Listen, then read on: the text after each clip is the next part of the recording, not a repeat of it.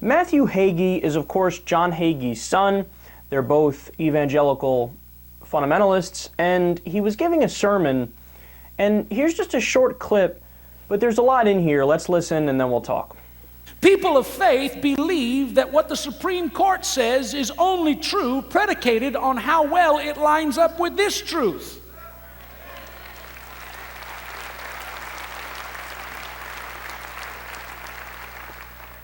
And then add to that education.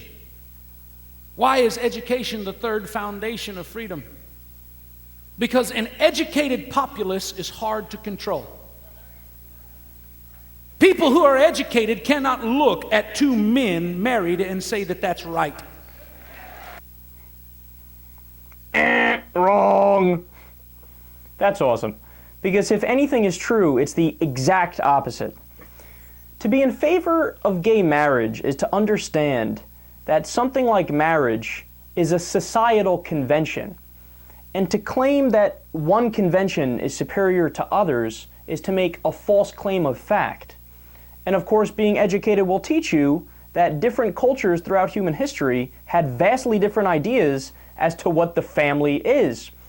And for the majority of human history, we were polygamous. And also, the book that these guys claim to care about so much, the Bible, biblical marriage is polygamy. So it shows you how little they know in every different facet, whether it's actual conventional education or even what's in the Bible. And did you hear the first part there? Because that's even more important, and that's scary. He said, our laws and the Supreme Court and the government is only valid if it lines up with the Bible. Now, I cannot imagine a more un-American idea than that. That government that he's describing would be a fascist theocracy. And the irony is that these guys claim to hate Al-Qaeda and the Taliban, but what they're saying is exactly what Al-Qaeda and the Taliban would say, just substitute the Bible with the Quran.